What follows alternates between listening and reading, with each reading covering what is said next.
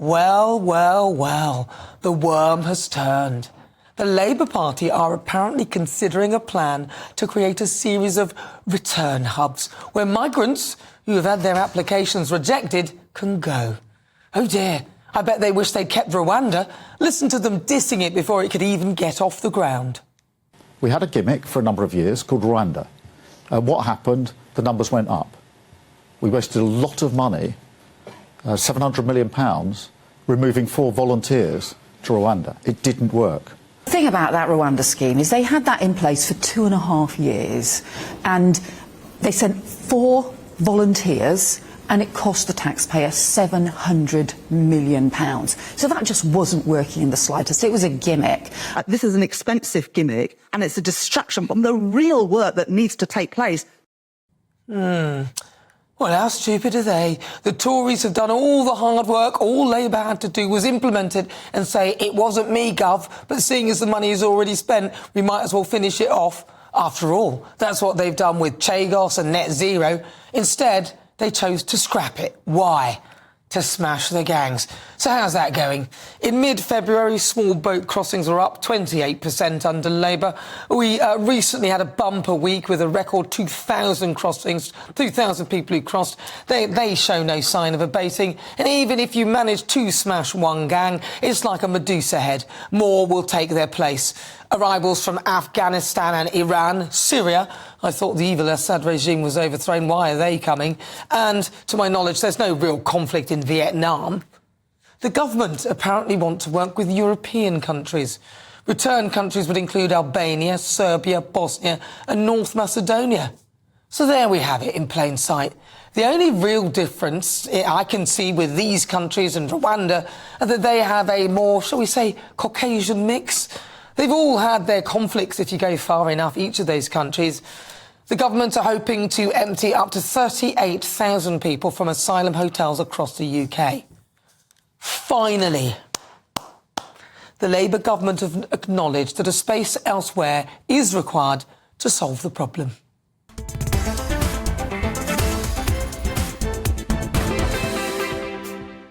Voice. Right, well, joining me now is political commentator Shahab Mosavat. Shahab, OK, well, I think, I've said what I think, you heard what I think with regard to the idea of Rwanda, why they decided that they weren't going to have that, but they're coming up with something quite similar. Yeah, they are. And the thing is this, though, that the pressure is always downwards, isn't it? It's always on the most vulnerable, softest target. Labour is no different. They put VAT on school fees. They're not closing tax loopholes. It's the culture of the bully state. They're no different from what's gone before. The Labour Party is just a pastiche of what went before. If they had Rwanda, they're going to have the Balkans. So far as I'm concerned, this is a disgrace. This shows this country in its worst light. We are a civilised, compassionate country with a proud history of taking in people in times of need, and we are reneging on that heritage, on that culture, on that history.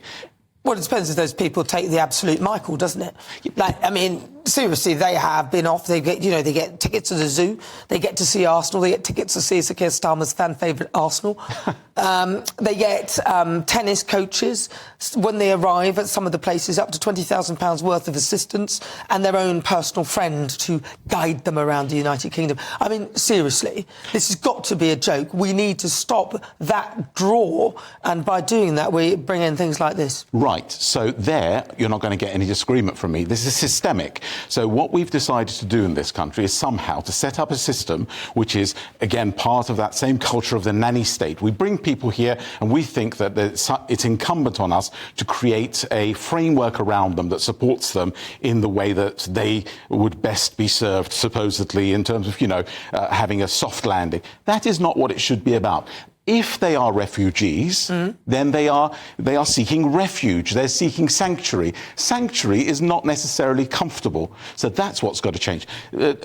Putting them somewhere else, out of sight and out of mind, is not addressing the problem. The problem is just being parked somewhere else. What we've got to ensure is that we do the right thing by these people in this country. And if they are genuine, if they are in need of refuge, if they are in need of sanctuary, we offer that to them. But that doesn't mean that we put them up with PlayStations and make sure that they have every channel on satellite TV and take them out for days out and so on and so forth. Millions on phones, so they have their own mobile phones and their own SIM cards and everything else. Is absolutely ridiculous. Absolutely. So, as I say, this is a systemic problem. This has nothing to do with their human rights. Their human rights, I think, are enshrined in the UN Charter on Human Rights, which says that where they arrive, they should be taken care of. Now, the question, the criticism that's always put forward is, well, why don't they stay in France? What's wrong with France? France is a civilised... Well, they get a tent, don't they, in France? They don't get the hotel, do they? Exactly. So, if we want to make it unattractive, we make it unattractive by having similar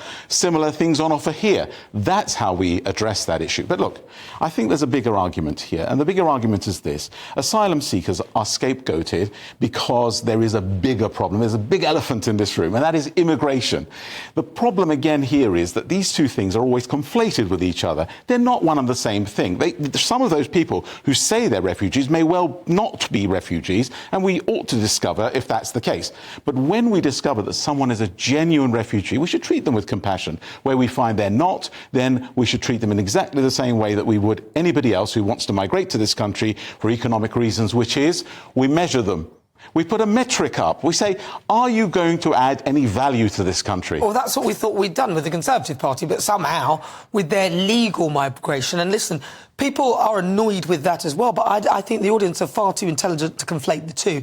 I think that our audience, in particular those who listen and watch the shows and the programmes here on GB News, we're very clear that legal migration, the Conservative Party screwed that up royally, and that they allowed hundreds of thousands of people into this country and their families and everything else like that. No, let's say that bigger. But hold on, let me finish, please. So we are aware of the difference, but what really sticks in people's craw are people who come via dinghy, spending thousands on a dinghy to get across and then be given a hotel, where there are people who in this country who are waiting on waiting lists for doctors, dentists, school places, all that kind of stuff, and these people are going to the front of the queue. Right, OK, so 1.2 million legal migrants come into this country, and they are putting the pressure on the infrastructure of this country. Yes, they are, and okay? the government's fault, and we can control that. So but when you've got 40,000 people, I'm a migrant, I'm an immigrant. So am I. Yep, OK, I'm very proud of it, very proud of my heritage, but also very proud to be British. Absolutely. Very proud of the culture into which I came and which I have grafted onto myself. Very, as I say, proud. I wear it and carry it with dignity, I hope, right? 40,000 people is the number of people who entered this country when I did, 1977, OK? That is a manageable number. When 1.2 million people come, that creates all the disease. Just let me finish this point. The number of people that we're talking about in terms of asylum seekers, which is a terrible word, by the way, refugees, is 40,000 people are coming here and claiming asylum. Assess them humanely. The 1.2 million is the problem. We are putting pressure on our economy. We are not training our own young people. And to conflate these two things is wrong. We're not conflating the two. And as I said, the audience are intelligent. I'm not saying they're not. The point that I'm making is that these extra people, the legal migration, which the Conservative government failed on, we acknowledge and we accept that has caused a real problem. And we hope that this current Labour government get a handle on that, right? Of course. We hope, and we all hope that, but we can control that, and we can decide who comes into our country. So that's what we need to be focusing on. We agree with that. But the £8 million a day that we are spending housing people who've come here via dinghy, you might call it a small number of people, but they're expensive. So if they cost 8 million... And we're also housing people. No, but a lot of the people who came here legally are actually, some of them actually contributing, OK? So a lot of them, I'd say a large proportion of them are contributing. Whether their overall contribution is a negative, is not a net benefit, is the other question. But the point is, the people on the boats are not a benefit. They're costing a fortune. That needs to be fixed. My friend, Tony Yanni, OK, in construction, OK, cannot work in brickwork, cannot get contracts because there are £50 a day slave labourers being brought into London putting up bricks. Well, exactly. No, they're legal. But they're legals. Yeah, well, that shouldn't have been I'm not even arguing with 1.2 million. We all agree Right. that the previous government messed up and that is too much of a We big need to number. talk about that. We need to talk about that. Talking about that. We are talking about that, but that's no, not the what Labour my government isn't. Yeah, but that's not what my monologue is on. Yeah. That. But I do agree. We want the Labour government to focus on that as well. But this is a government that overpromises and underdelivers on everything. You talked about Ed Miliband, right, getting all tough. I mean, can you imagine Ed Miliband in a fight for anything? He'd beat himself up, wouldn't he? Growth, green agenda, immigration, whatever it is that the Labour government promises, you can be assured that they talk tough, but they don't walk tough. When it comes to actually implementing the policies, they're nowhere to be seen. They spoke about what they would do to transform the green economy before they came into power. They put it in their manifesto, and days before the election, they said, "Oh, actually, we've looked at the books and we can't afford it." Well, you know what? They could afford to hike up all the public service wages. They could afford all of the other goodies that they wanted to give to their own interest groups. But when it comes to building schools, when it comes to actually addressing the problems in the NHS in a functional way, they don't do that. They just mitigate the problem into the future. Dolloping out more money instead of exactly the infrastructure of it. Look, we do agree with you with regard to legal migration. That needs to be kept under control. But it is the subsequent governments, the Conservatives failed us with that. Of course. And I'm not hearing much from the Labour government. But one thing we can all see are the levels of people coming here via small boat, and that needs to be fixed. By the way, can I just say one last thing if we are ending here? Yeah. I have utmost respect for your audience. I am one of your audience. I watch this channel because I think it actually redresses the news balance. It's nothing to do with them conflating anything. It's everything to do with those in power conflating these things for their own ulterior purposes.